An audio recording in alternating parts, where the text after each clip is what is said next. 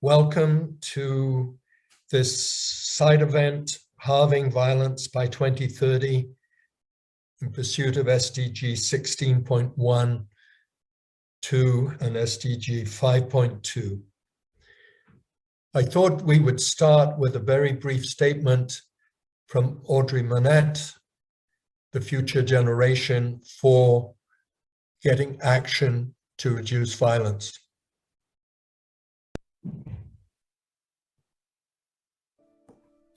Hi there, my name is Audrey Monette and I work in the area of crime prevention and community safety at the municipal level here in Canada. Like thousands of other women across my country, I am also a survivor of intimate partner violence. And it's actually that experience that led me towards a career in crime prevention. So through my work, I advocate, I do research, and I try to support communities to implement solutions that will prevent violence and reduce the harm and the trauma that are caused by violent crime. You see, my generation was born into a system that simply does not keep us safe. The current system is stuck in the status quo of policing and prisons that tends to react to harm by punishing young people, particularly Black and Indigenous youth. And in a lot of cases, that system actually causes further harm. However, today we do have solid science that proves that we can in fact save lives and prevent trauma by addressing the causes of violence. We know that we can prevent victimization by investing in the futures of young men, women, and gender diverse people. We have access to over 50 years of evidence about effective prevention programs, whether that be outreach to young men, initiatives in schools to teach healthy conflict resolution or life skills, employing and mentoring youth, and addressing the social norms that support gender-based violence. We can also move even further upstream to address the roots of crime and violence in order to improve community safety in the long term. This includes measures to address poverty, to improve access to education and housing, to address racism and discrimination, support parents and families, and ultimately shift away from the over-reliance on policing and incarceration. And these strategies should be part of comprehensive plans that are adequately funded and adapted to local needs.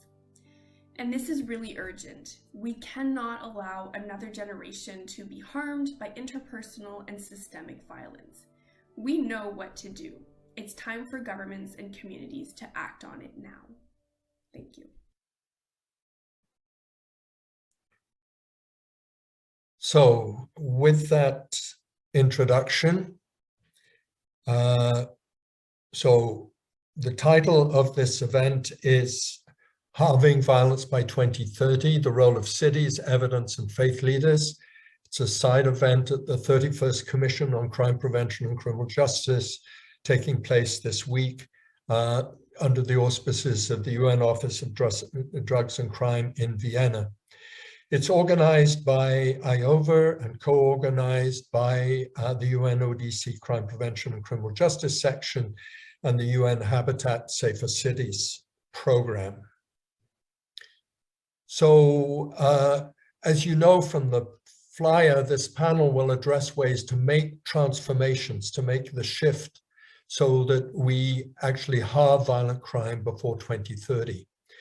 In 2019, the UNODC published its global report on homicides and called for action now to reduce those homicides across the world.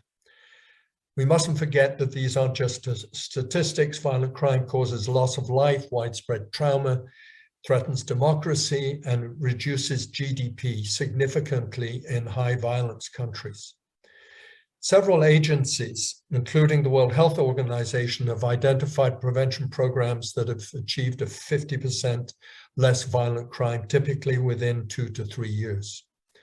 We also know that ECOSOC resolutions from 1996 and 2002, the Systemwide Guidelines from Habitat in 2019, and the Kyoto Declaration just a couple of years ago confirm the essentials to tailor that prevention nationally and locally to get results. I want to emphasize to get results, that's less crime. There are Pathfinder cities that have demonstrated that when you use these guidelines and essentials, you can reduce violent crime by 50% within just a few years. Unfortunately, this knowledge, these guidelines, and these successful cities are not well known or used. So this panel today is very much about how we can shift from the status quo to the actions that will actually get that science, those guidelines, and those leadership put into practice. At Kyoto, experts identified 5 things: the importance of raising awareness about what actually reduces violence. Secondly, training the human capacity. These are the people in national and local government who need to plan and also implement violence prevention that works. Third is safety monitor tools to guide decision makers on the use of that science, implementation, and ways of measuring results, and what gets measured gets done. Fourthly, to multiply success stories. So there are a number of cities, there are some countries who are getting prevention implemented, not often with full use of science, but they're on the right track, and these need to be networked and sustained. Fifthly, we need to get real investment in prevention that tackles those causes, adequate and sustained funding that stops the violence before it happens. So with that introduction, the panel is going to focus on how to accelerate action by example or by what they do. We're going to hear from UNODC and UN Habitat. We're going to get a perspective from Latin America. We're going to hear the exciting innovations that are happening in London and Toronto. And we're going to hear from a coalition of faith leaders who are trying to explore what can be done. So with that, I want to turn to our first speaker, who is aptly from UNODC. So Joep de Haan is the focal point for crime prevention for UNODC. He promotes evidence-based and community crime prevention across the world. You have 5 minutes, Joep. Yes, thank you very much, Irvin and Audrey. It's a pleasure really for UNODC to be, supporting this event on this important topic. We really welcome to have a discussion around effective violence and crime reduction. And in my presentation, I will briefly focus on the work that we do around crime prevention in connection to the Kyoto Declaration.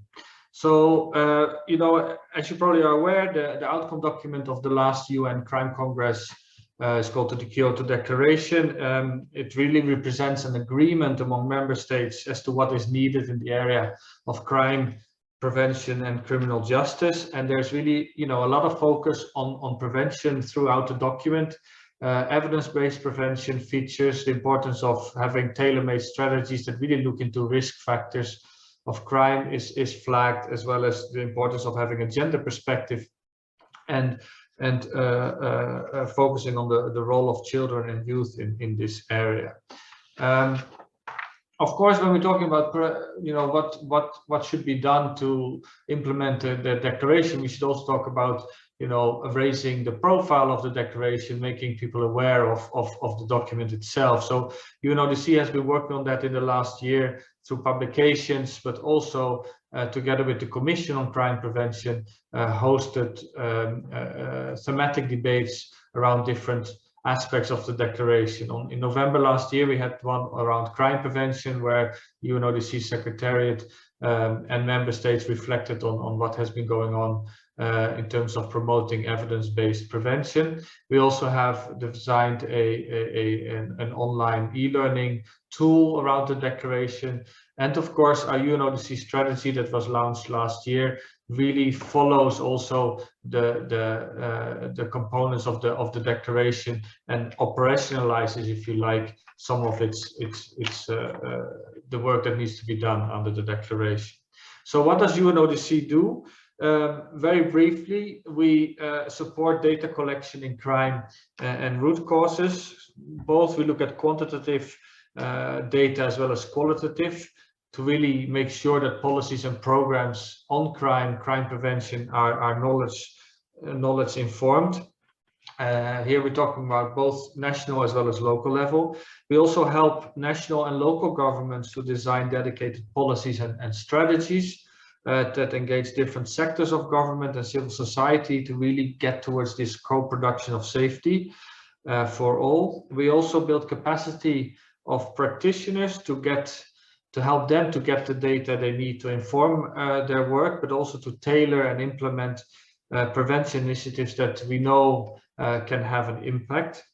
And finally, of course, we focus on partnership and cooperation, both with our stakeholders in member states, civil society, but also other UN actors. Now, more concretely, what does it mean? What do we do in the last, let's say, year when we're looking at the prevention pillar of the Kyoto Declaration? Well, I think first to start with the data collection and analysis, which is clearly specified in paragraph 22 of the declaration. Our research branch in particular continued the crime trend survey, of course, and in the last year 79 member states submitted data on crime and the functioning of the criminal justice system as well. We supported also victimization surveys and supported the monitoring or the indicator measurement under the Sustainable Development Goals, with of course a focus on SDG 16. In terms of strategy development, paragraph 26 of the declaration, so crime prevention strategy development. Last year we've seen the adoption in Kyrgyzstan of a new national prevention policy. In Nigeria, we worked with the government on a regional crime prevention, community-based crime prevention strategy in the Niger Delta. And also in South Africa, we provided support to the design of a gender-based violence prevention strategy. In terms of tools, last year we issued a new strategy tool on organized crime, which also has a new prevention model, which I think is very interesting to have a look as well. Importantly, when we're talking about prevention, we should not forget about the role of the criminal justice system in this, and this is also reflected in the declaration itself. So in the last 12 months, we really advanced the work to strengthen cooperation between community stakeholders and the police, including by promoting problem and community-oriented policing in, for example, Cambodia, Bangladesh, Kazakhstan, Laos, and Mexico. And when we're looking at another aspect of the criminal justice system, rehabilitation and reintegration of offenders, we've seen here at Vienna level, global level, we have started to support the member states in the design of new strategies on reducing reoffending, but also very concretely looking at prison-based reintegration and rehabilitation programs. We initiated education and vocational training programs in prison settings in Colombia, El Salvador, Morocco, and Tunisia. Now, an important aspect of our work on prevention focuses really on social developmental prevention and looking at youth outreach, education, skills training. And there in the last year, our office provided training and workshops to practitioners in around 15 member states, which led to life skills training in schools and community settings, including in sports settings, reaching around 15,000 youth globally. And we also really engaged youth in consultations throughout the year to really help generate solutions for youth crime, drug dependence, and violent extremism. There are a couple of other areas that we're working on under social developmental prevention, including parenting initiatives, as well as the creation of safe public spaces. You saw a picture of that at my first slide of our project in Mexico. I think with that, I probably reached the time limit. I also included a small selection of UNODC tools for prevention for those of you interested in reading more. But of course, we're always, here and in Vienna to answer any questions that you have. So thank you very much, and over to you, Erwin. Thank you very much, Joep.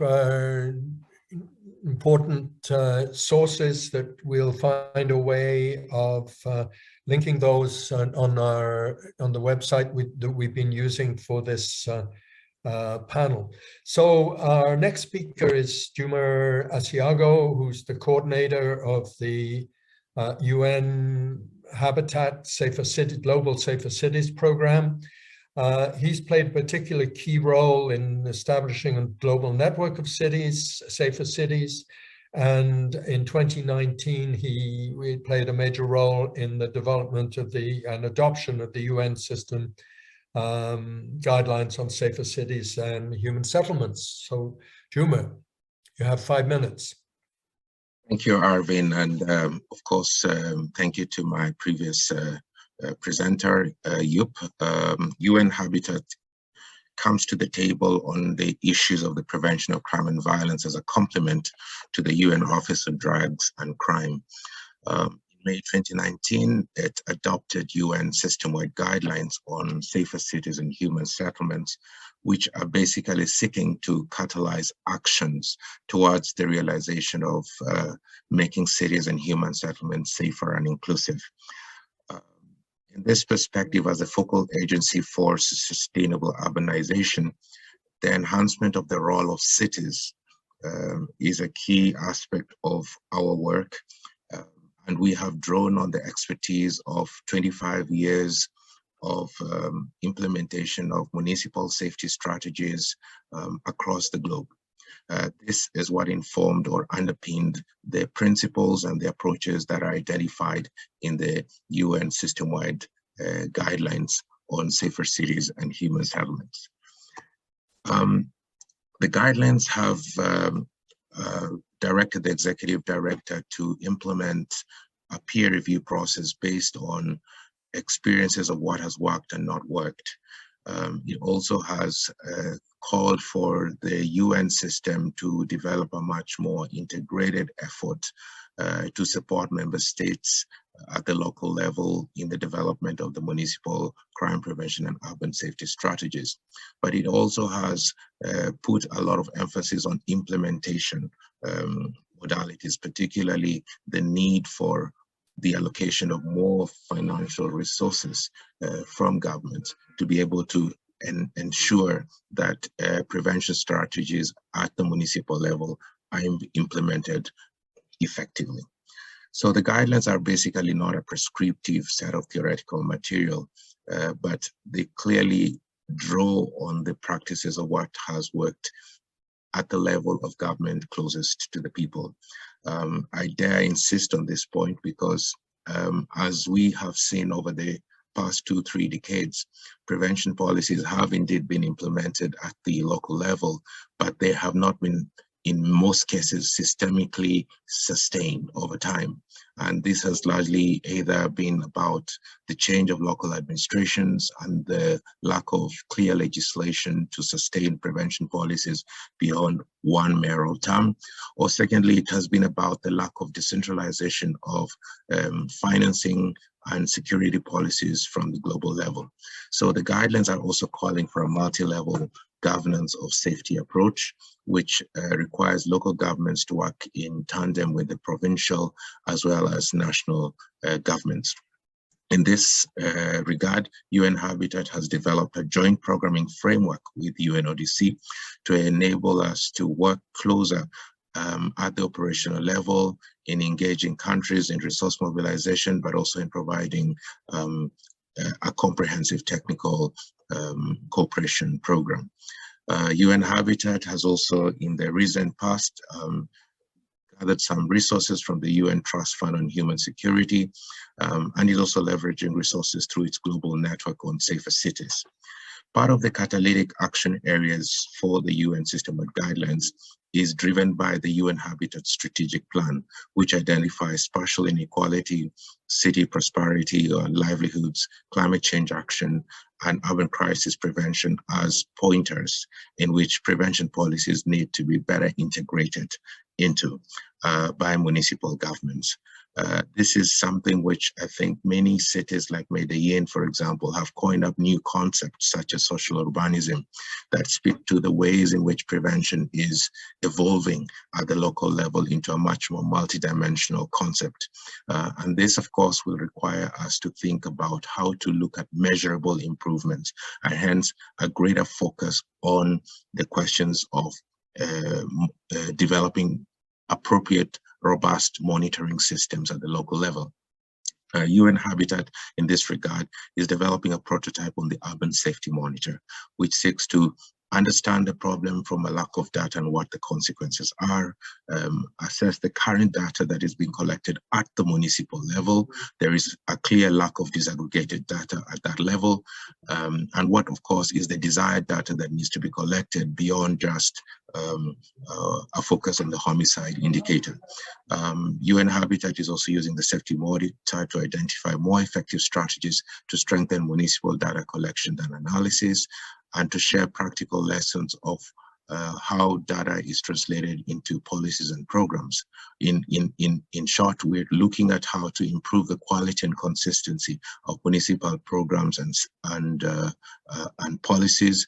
And in this, we have identified the need for cities to also be considered as laboratories to gather the numerous knowledge interventions that have been carried out in those cities over time, perhaps very fragmented, but the need to consolidate that knowledge to facilitate learning, greater learning, and of course engaging international organizations in facilitating the structure of that learning, to pick out on the innovations. What Arvind Wala has kept on emphasizing a lot, that we already have the required evidence of what works. This requires now to be tailored into a way in which it can help municipal governments feed into the integrated solutions that the 2030 agenda is spoken about. Of course, the COVID-19 has been a setback to many of these interventions by municipalities on the co-production of safety and security, but we still call upon member states to emphasize the need of scaling up these country operations and really engaging in peer review processes. We need greater capacities to be brought by member states, both ministries of security, justice, but also urban development, towards a documentation of what already exists and the evaluation of what already exists. We need greater investment in the awareness raising of proven and effective practices. And in this regard, UN Habitat has also partnered with the UN Trust Fund on Human Security in the next 2 years to advance that advocacy and awareness raising effort. Thank you. So thank you very much, Juma. So we can move now to Veronica Martinez Solares to give us a perspective from Latin America. She pioneered the national legislation on crime prevention in Mexico, and as you'll hear, was the focal point for developing a regional framework for comprehensive violence prevention in Latin America. Very welcome. Thank you very much, Irving. Good morning, good evening, good afternoon. It is a real pleasure to be with you right now and sharing the screen with my previous colleagues. I would like to share with you just some key ideas and 7 key points about gender-based violence and what has been done in Latin America. It is very important, the frameworks that have been shared, and they must be considered for every government and on reducing violence around the world. And 7 lessons that we have from Latin America. The first one is never give up. After many years building institutionalizations, many laws, and many institutions around gender-based violence, in Latin America and most of the countries, it has increased. That is that broad law, legal frameworks, more institutions involved, and existing broad diagnoses sometimes are not enough to reduce violence. As my previous colleagues just pointed out, implementation is key and is important. The second one is that the context is important too. That is that we must always use the context for diagnosis and to share data about what is important for governments and for civil society and people to tackle in order to reduce violence. For example, after many years just building data about violence in Mexico and Latin America, now we know how to measure it, but still don't know how to reduce it. That is, data is important too, but it's not enough to get to the next step. And the next step that we have is important that after many diagnoses, after many assessments, we have few actions, and almost always our diagnoses are incorrect. Why? Because sometimes we are describing the violence that we have against women or against any other group. For example, youth, or for example, men, we are using just one variable to describe what is happening in organized crime is a central point in Latin America. And we are trying to describe all the crime that we have using just one variable, and that is sometimes incorrect. The fourth point that is important for us is that we need to promote a smart approach. What means a smart approach? That we need to connect the dots. And what are the dots? We need to connect information. We need to connect the variables. We need to connect the institutions to know what we need to do as the next step in Latin America to prevent and to tackle gender-based violence. And we have many examples from the global south. We have enough evidence. We have it in Spanish. We have not only these international instruments, but also we have very good data, evidence collections from experts around the world about what can work on prevent violence, what can work to support victims, and what can work to help municipalities and to help governments to reduce gender-based violence and to support victims.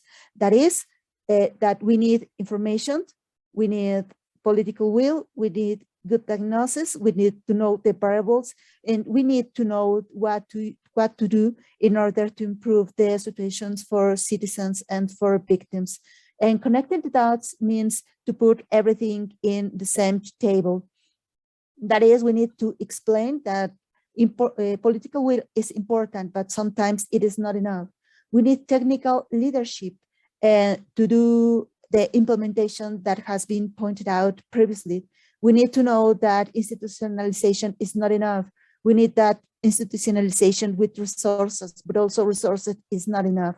We need to follow the resources and we need to evaluate what has been implemented. We know that we need coordination and integration. That is a comprehensive approach. And that means to mobilize a lot of key actors to support balance and to support evidence, but also we need those actors to follow all the actions, that is the accountability and the responsiveness from different approaches. We need that, we need to use focalization, that is hotspots, to connect with other approaches on violence and crime reductions. We need also inclusion. We need to work with youth. We need to work with marginalized and communities and other actions. We need also ethical approaches, because we know right now from Latin America that many approaches and many assessments have been called violence prevention, but it is only sometimes just aggregate data. And at the end, we need to avoid populism. Jail has never been the solution, and Latin America is still the most dangerous place, not only for citizens, but also for example, police officers. And at this point, it is important to connect all these approaches, but also to connect with the criminal justice system, as impunity is also a key driver for supporting danger and for supporting impunity against women and against many other preventive approaches that have been implementing in the regions. I think I consumed my 5 minutes, and thank you very much. So thank you very much, Vero. I'm going to keep things moving because we're running a little bit behind. So our next speaker is Rhiannon Sawyer, who's the Assistant Director of the Mayor of London's Violence Reduction Unit. She heads a team that delivers early intervention and evidence-based prevention and much more. Rhiannon, you have 5 minutes. Thank you very much. I'm just going to try and share my screen. It's just disappeared slightly. Good morning, everybody. My name is Rhiannon, and I'm from the Violence Reduction Unit in London. So a little bit of information about the VRU. We were set up by the Mayor of London following a period of increased violence, especially affecting children and young people in London, aged between 11 really and 25, so very young victims of violence here in London. So we were set up by the Mayor, like I said, and we were the first violence reduction unit in England and Wales. And there's been now 18 others set up in England and Wales. We've got 40 staff, we've got 13 young people who work for us and who are paid by us, so we pay young people for their time, and we've got programmes and research across all aspects of violence reduction. So this is our young people's action group. So this is them with the Mayor of London. So it's important to note here that they're not it's really intrinsic participation. These young people have a say in everything that we do. They have a say in who we recruit, what direction we're going with our programs, what direction we're going with our research. They commission research on behalf of us, policy, and there's a whole range of different activities. And in addition to all the strategic work, our Young People's Action Group get pastoral support from our youth workers as well. So it's nothing about them without them. So because the violence affects children and young people in London, we put young people's voice at the heart of what we do. So we have a preventative approach. And what does that mean? What does our focus on prevention mean? Obviously, we're working within schools. We work with schools in the primary, so up to age 11 and then 11 plus. And then also within London, the data tells us that most incidences of violence affecting children and young people in London is between 3 and 10 p.m. at night. So we then commission a lot of after schools based work in different communities that are affected by violence to ensure that there is other types of support out there to divert young people away from violence between those hours of risk, 3 and 10 p.m. So that's sports clubs, a range of different activities. We also have a hyperlocal approach, so our data tells us which communities and which areas and neighbourhoods have the most amount of violence in London, and we commission a community-based response, and we set up community connectors, so different grassroots organisations who are the experts in their local community. We give them money to drive a response, and we then coordinate that across the entire city. We also do capacity building, so that's been mentioned already what that's about, but we do capacity building with little organisations to help them better understand and respond to local violence. Reachable moments, so when a child or a young person is shot or stabbed and ends up in hospital, or is arrested and ends up in police custody, we put youth workers in those settings to talk to young people at that reachable moment, that moment that is potentially the worst day of their life, the day they got stabbed, the day they've been arrested. We put a youth worker in custody, working to divert them away. And then obviously we work with parents and carers as well, often forgotten about the experience of the parent whose child is experiencing violence. So we also draw together all the data, and I'm going to talk about that in a bit, but we're able to draw that together and talk about what our interventions are doing in London, and put that against age, and then potentially target response where we see gaps coming out of the data. We use the evidence base, so we use either robust evidence, established evidence, or we do innovation as well. And then we look at the areas of London which have the highest amounts of violence, and we make sure we're putting a response which is commensurate to the amount of violence that that area is experiencing. And then just my last slide in my last minute, we have a set of multi-agency approaches. So we draw together health, welfare and social care, education, the community, young people, and we draw them together to create a community safety partnership violence and vulnerability plan, which has an evidence base underneath it to drive activity forward locally to reduce violence. And then we benchmark that across all 32 areas in London and 32 plans. We're the ones that benchmark that and are able to share promising practice and escalate gaps. We've got a critical incident fund, so following a shooting or a homicide or a stabbing, areas can apply for us for an emergency fund, which can put youth workers in the communities or do community-based support.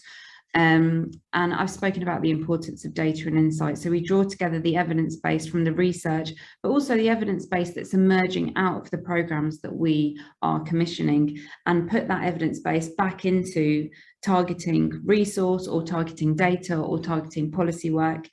Like I said, the voice of young people is at the heart of what we do, but also gender and race is also intrinsic to our work, because children from minoritized communities and also young women and women are disproportionately affected by specific types of violence or by police intervention. So we make sure that we put equality and diversity at the heart of what we do. I've just gone over 5 minutes. 5 minutes isn't enough to really tell you about what we do. But if you do have any questions, please ask in the chat or email me. So thank you very much, Rhiannon. You did exactly what we wanted. That's very much a model to be emulated. Very impressive, and I think many folk admire the leadership of your mayor in setting this up and giving it the priority and resources, and also the support that you're getting from national government. So now to another Pathfinder, Denise Andrea Campbell, who leads a multidisciplinary team that is implementing this Safe Toronto, a 10-year community safety and well-being plan. It's over to you, Denise. Thanks so much, Irvin. It's early morning here in Toronto, but good afternoon and good evening as well. Thank you for having me here. I'm pleased to take a few moments to share with you the City of Toronto's new 10-year community safety and well-being plan entitled SafeTO. So Toronto is Canada's largest city and the 4th largest in North America, with more than 2.9 million people, whose diversity and experience makes it Canada's leading economic engine and one of the world's most diverse and livable cities. However, not everyone gets to equitably participate in Toronto's prosperity due largely to entrenched systemic inequities that drive divides within our city. And these inequities are embedded within our social, health, education, justice, and political systems, and they have impacts on the conditions that influence the health and well-being of Toronto residents. Left unattended, growing inequities have manifested in complex conditions, creating community safety challenges. So community advocates, academics, and residents have called on officials to make a fundamental shift in the ways in which the city thinks and acts about community safety, by centering the well-being of places and people in Toronto. The result is what's in front of you, SafeTO, a comprehensive plan to drive 26 actions across 7 strategic goals over the next 10 years. SafeTO inspires us to think differently, work collaboratively across sectors, communities, and governments to do better in terms of bringing about a Toronto that promotes the safety and well-being and resilience of its residents. Next slide, please. So Toronto has a legacy of taking bold action to address complex challenges. For example, in recent years, Toronto City Council adopted a 20-year plan to transform how the city addresses poverty. We have a plan that supports confronting anti-Black racism, rooting that out of our structures. And it's within that context that our efforts to address community safety has been aided by provincial legislation introduced in 2019. So under the Police Services Act and its a forthcoming successor, the Community Safety and Policing Act, all municipalities were mandated to prepare and adopt a community safety and well-being plan by July 2021. This legislation is unique in Canada, not only because it mandates the creation of these plans, but because it calls for a shift that really anchors on moving away from relying on emergency responses, which are largely about policing and enforcement, to creating a culture of prevention and social development, which is looking at multi-sector partnerships. It's looking at taking proactive approaches and having that guide the work. So SafeTO is Toronto's response to the legislation, and in July of 2021, Toronto City Council unanimously approved SafeTO, and in February of this year added a budget to support the implementation plan. Next slide, please. As we heard in Juma's presentation, a city acting alone is powerful, but not necessarily efficient in bringing about community safety. So it has to be a collaborative process that involves many institutions and all orders of government. We also know that a city funding alone cannot achieve the kind of community safety that we want. So in February, Council did put 12 million to get us started with our implementation, but the wheel that's in front of you speaks to over 60 existing services and programs that we're bringing together under the umbrella of SafeTO. Next slide, please. So in this last slide, I just want to anchor a couple things about what does implementation look like in this first year that we're getting started under this new plan. 4 things I want to quickly highlight that are priority actions that are underway.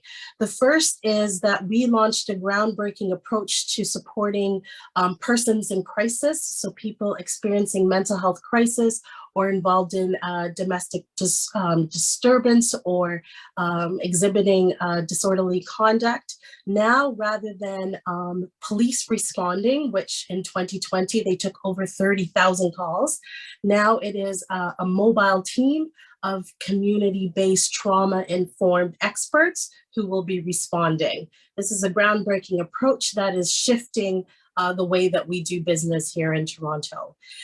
We are, like London and learning from London and other jurisdictions, launching a Toronto Office to Prevent Gun Violence.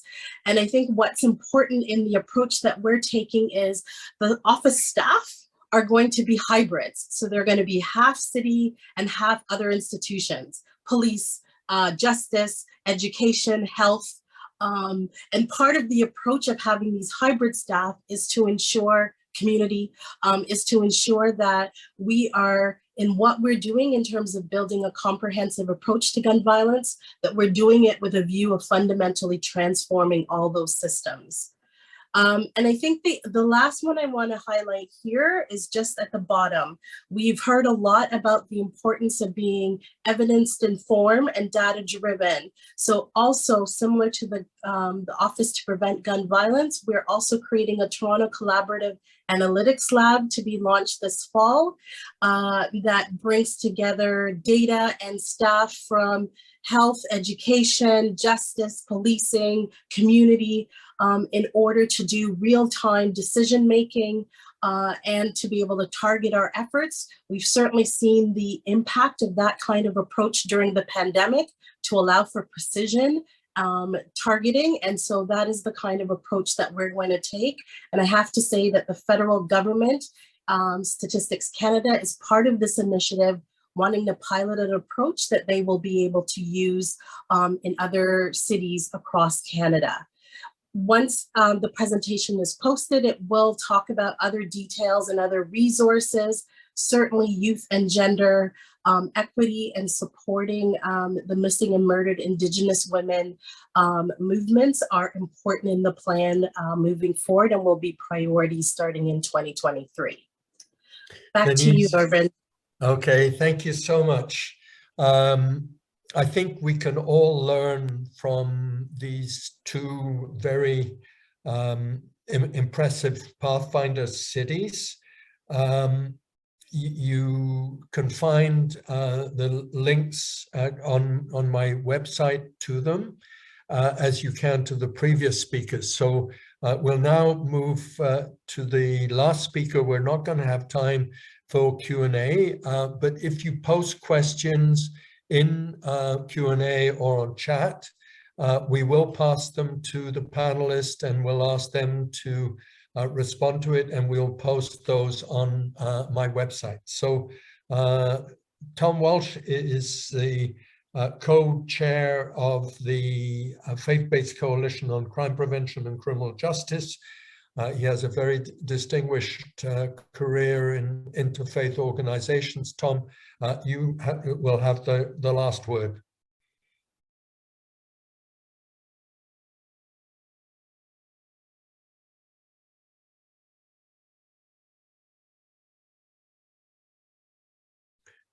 Tom, we can't hear you.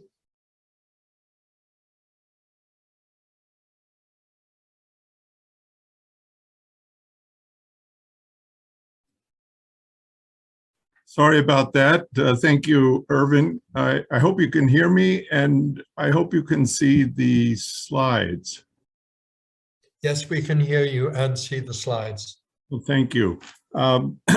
Great program. Thanks for putting this together. Very important and helpful content. I'm going to bring a perspective that I think will complement what has been said, and it basically has to do with encouraging more inclusion and partnership with faith-based organizations. Religions are major stakeholders in society and the world, as we all know. Religious ideas, as sociologists of religions have told us for centuries, shape consciousness and human action.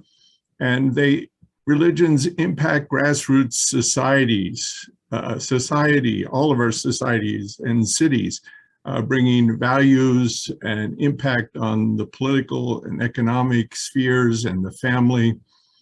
The majority of human beings are believers, billions. And religious actors are very often socially engaged and are often highly motivated and have substantial capacities that can contribute to this goal of having violent crime and crime prevention. Religions and NGOs have access to the grassroots in ways that governments alone do not have. Religions and FBOs operate and have influence in neighborhoods, among youth, parents and families, civil society, politicians, and the corporate world. Religions, faith-based organizations are also centers of education, and we could say training and prevention workshops, we could say, from their pulpits and their Sunday schools, through their after church or after services or programs, worships programs in their churches, temples, mosques, which can function as classrooms in training, raising awareness, as previous speakers have talked about and emphasized. Religions and FBOs contribute to the broader social capital and more widely the social order, and are natural allies and partners in crime prevention and reducing violent crime. They are national partners with community organizations, legislators, police departments, prison officials, other NGOs.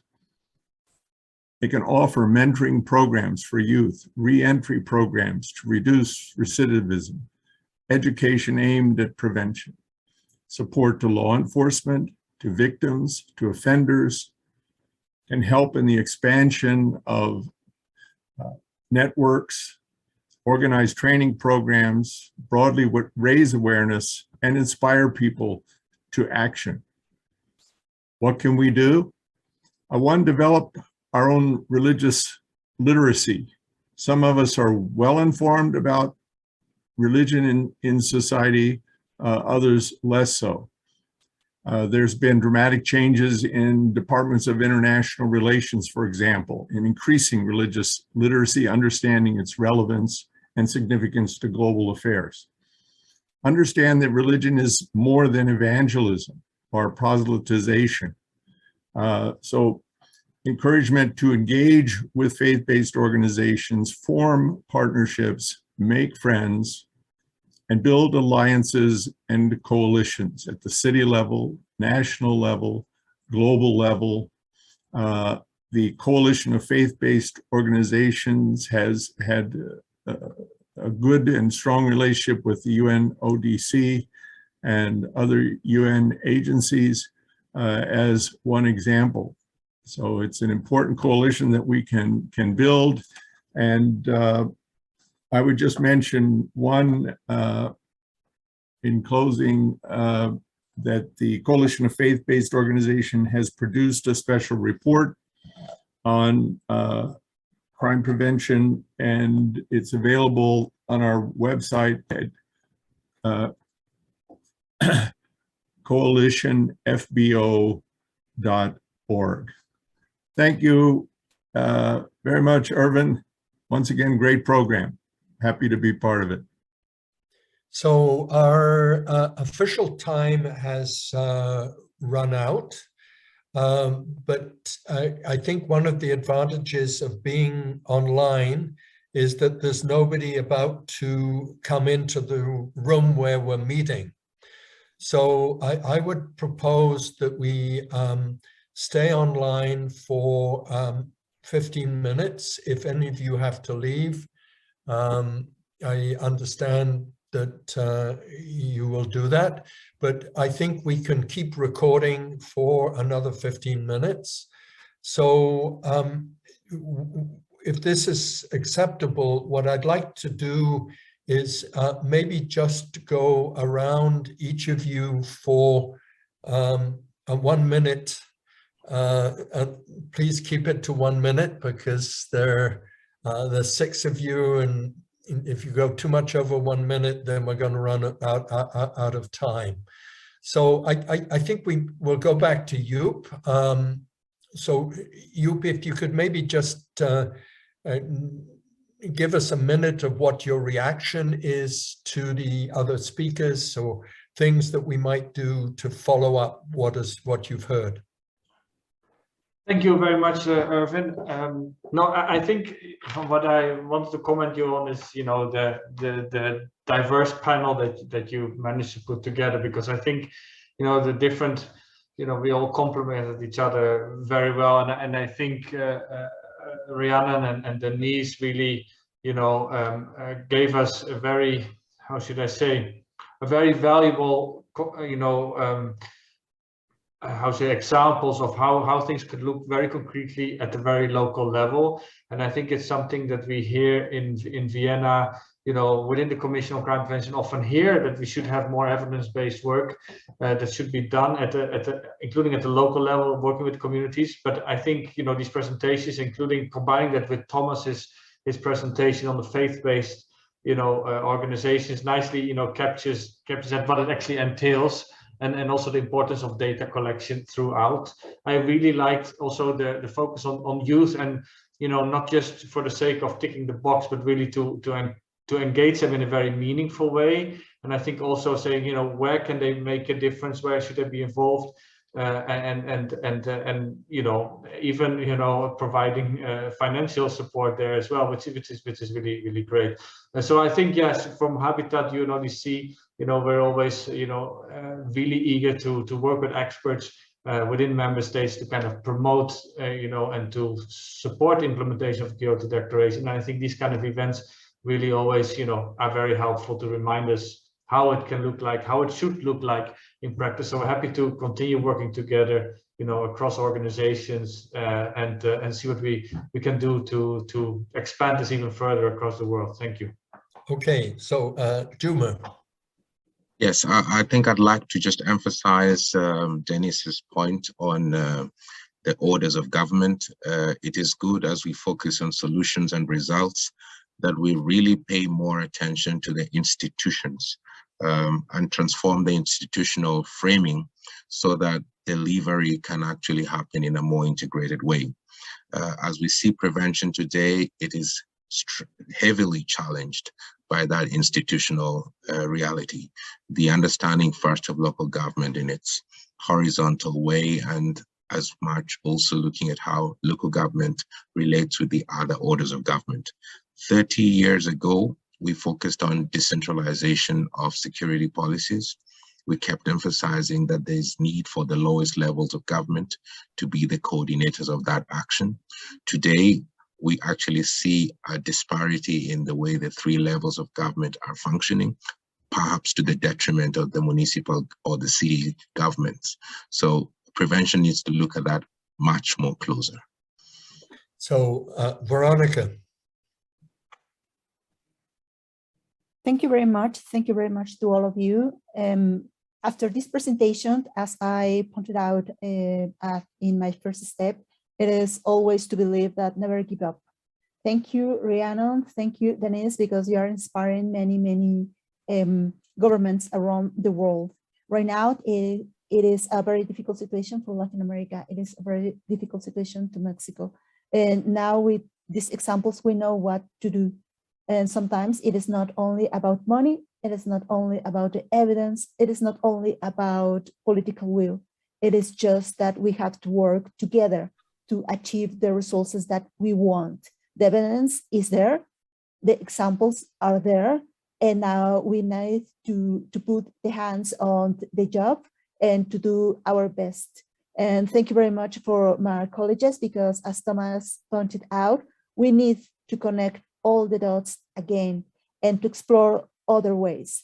Mexico is a Catholic country, still a Catholic country, and we have a very good opportunity to work on violence prevention and from a trauma-centered approach to work with victims, because we have millions of victims right now. Thank you very much, Irvin, for this opportunity and for the space to chat and to note about other examples. Thank you. So, Rhiannon, a last word. Thank you. Yeah, definitely I'll reflect that. It's been really good to meet everybody here on the panel, and I certainly invite others to work with us here at the London Violence Reduction Unit, just in terms of sharing practice, sharing ideas, sharing evidence, and kind of group mentoring, but also others watching today. I also, you know, invite contact. I'd like to hear about what's going on internationally and how we can support others and how others can feed into what we're doing.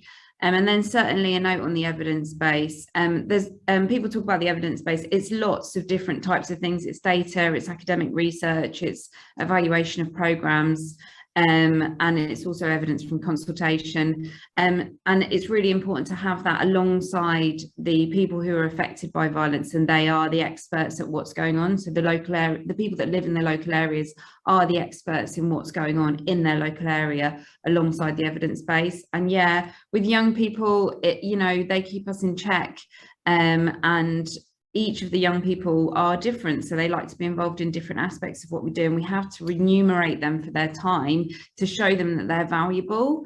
And you know, it's great for them to be involved with us as well. So I just wanted to thank everyone. Everyone's doing fantastic work, and just to reiterate, I certainly invite others to make contact with us and work with us going forward. Maybe if you could put your email into the chat, And anybody else who is prepared to share their email, I think that would be helpful. So Denise, a last word from you. Thanks, Irvin. And like my colleagues here, it's wonderful to hear you because it certainly provides reinforcement, I think, to some of the key things we all know are required to achieve the kinds of change that communities want and expect. I would say that I worked at the City of Toronto for 17 years. And then when I started, some of the efforts that I'm describing, there were bits of that starting back then.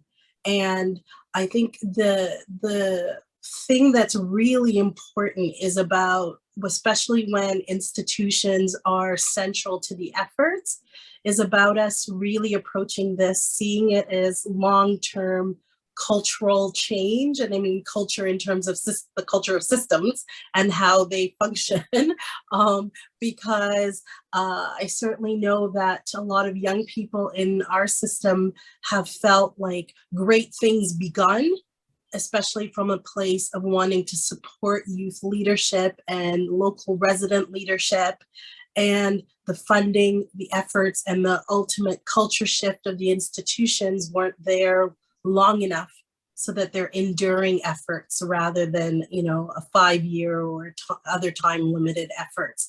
I think that that's really critical, and us now pushing the boundaries of how many parts of the system need to work together in order, especially as Renaud and Veronica have noted in their examples, to keep communities, whether those are young people, women, other equity deserving groups, centered at our efforts so we don't lose that. Yes, in institutions, there's a way we talk to each other and some things that are better done kind of behind the scenes, if you will, but to do it in a way that centers and honors and resources people as effective partners in this work, I think is a critical thread that I also heard among our colleagues, and happy as well to be part of ongoing. We beg, borrow, steal, and look everywhere in the world to do what we do.